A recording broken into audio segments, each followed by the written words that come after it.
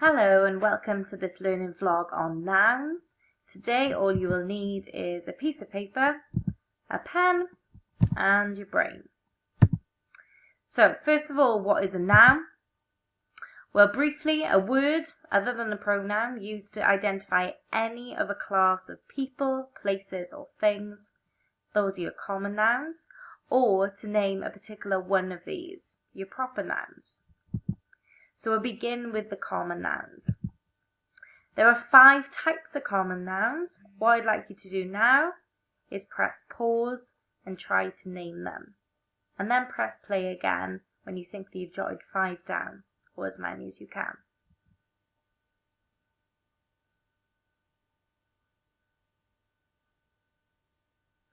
Okay, so now that you've done that, these are the 5. We should have down countable, non-countable, concrete, collective, and abstract. What I'd like you to do now, jot those down, and then you're going to cover them up and see if you can remember them from the next slide. And then I'll just remind you what they mean. So jot them down quickly. Okay, so now cover them up. So the first one is your countable. Your next one, non-countable. After that then, concrete. Then, collective. And lastly, abstract. So your countable nouns then are any nouns that can literally be counted, that can have a or an before them as a determiner, or can be counted with 1 of something, 2 of something, 3 of something. Your non-countables are obviously your opposites, so they cannot be quantified in terms of numbers. They can sometimes, though, be quantified in terms of using words like some or any or none. Your concrete nouns then are nouns that can physically be experienced in some way using one of the 5 senses. So they can either be seen or heard or felt or, let me try and think, or smelt or tasted as well. Your collective nouns then are nouns that are spoken about as a whole in terms of units. And that's slightly different, obviously, referring to things as plurals. If you've got a plural, that's going to be your concrete noun just said in plural form. And then lastly then, your abstract are non-physical things. So things that cannot be experienced using the 5 senses. Usually things that are ideas or concepts. So now I'm going to show you a short extract. What I'd like you to do is to have a look and just jot down all of the common nouns you're able to see. Don't worry about what types of common nouns they are yet, because that's what we'll do next. For now, just jot down where you see the common nouns. And if you just press pause and do that now, and then press play when you're ready to move on.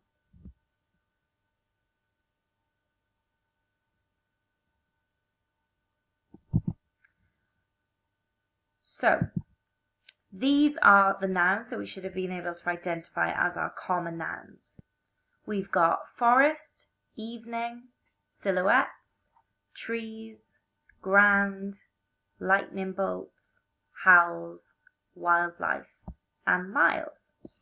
So the next thing to figure out then is what types of common nouns these are. So just a reminder of the 5 ones that we could be identifying here. Countable, perhaps non-countable, concrete, maybe collective, or abstract. It's important to remember that countable and non-countable overlap with the concretes, the collectives, or the abstracts. So what I'm going to do in the moment is use a combination of some of these to identify exactly what types of common nouns you can see in front of you. So again, if you press pause, now try and identify which types of common nouns you can see before you. And then press play again when you're ready to resume.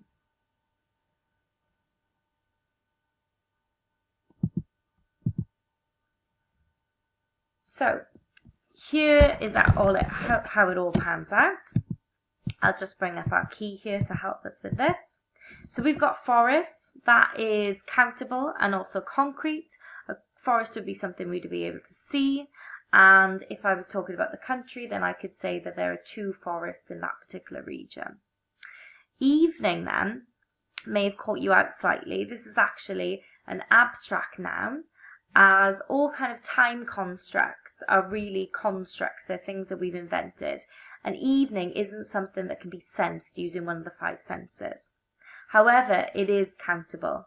If I said that I was going to do my homework, and then I may say that I'm going to do my homework across 2 evenings. Next one then is silhouettes. Again, that would be a concrete noun, as that's something that we would be able to see on the ground. And again, it's countable because I can have 1 silhouette or I can have 5 silhouettes.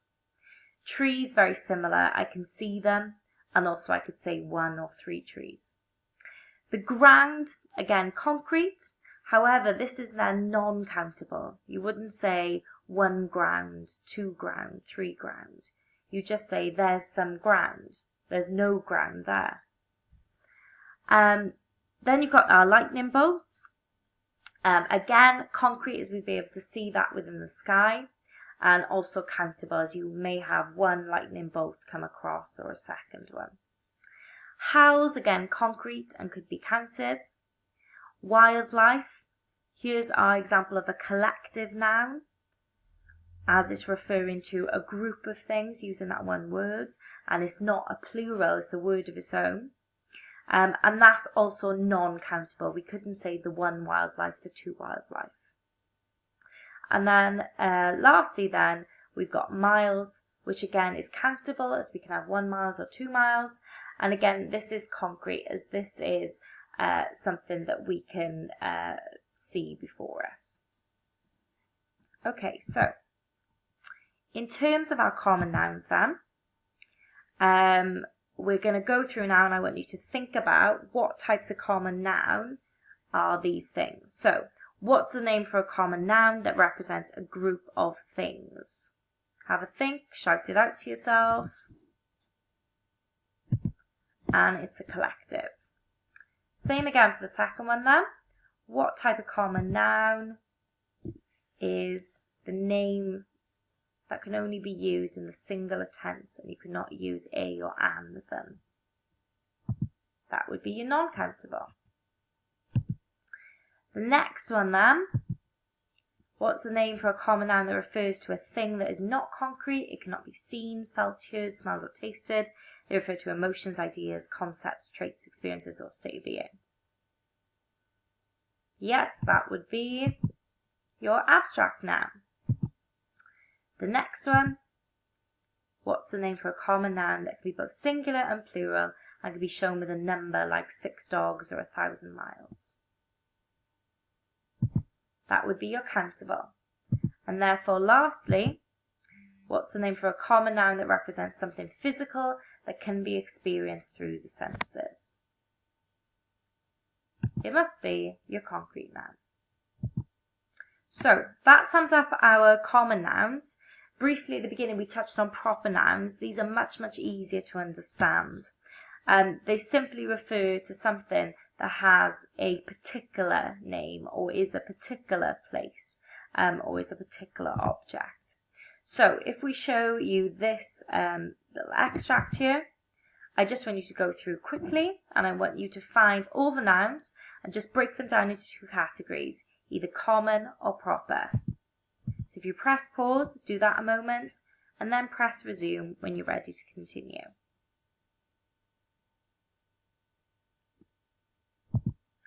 So if we use this colour coding on the screen, these are what our 2 lists should look like. We should have Woodland, the Forest of Dean, Lily, Dave, boys, year, laptops and iPhones as our nouns all together. And then if you divided them correctly across common and proper, our common nouns will be woodland, boys, year and laptops. Those are not specific things. There are more than there's more than 1 woodland in the world.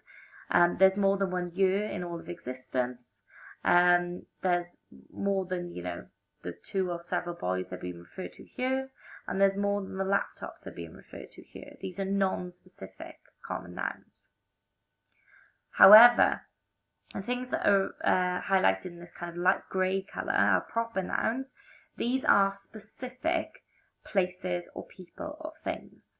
So the Forest of Dean, there is only one Forest of Dean. It's a particular kind of woodland. You may have noticed that I've paired up some common with propers. So woodland would be our common. The Forest of Dean is our proper noun version of that common noun woodland. Lily and Dave would be particular people. They are also our proper nouns instead of the people, the parents. And lastly then, iPhones. Instead of just saying phones, the brand has been named there. A good clue for looking out for proper nouns is that they usually use capital letters at the start of them. So that's a good way to look out for proper nouns. So well done if you got those right. Okay, so overall then, what is a noun? A word other than a pronoun used to identify any of a class of people, places or things, your common nouns, or to name a particular one of these, your proper noun. Something to think about going forward. A good little practice activity would be to just get out any book, any magazine, any newspaper, just have a look at 2 sentences out of it and just have a go at picking out those nouns. Then if you can, try to break them down into common or proper, and then further within common, try to break them down into those 5 kinds. If you keep doing that, your fluency will, with being able to identify types of nouns, will get even more confident. Thank you. Well done.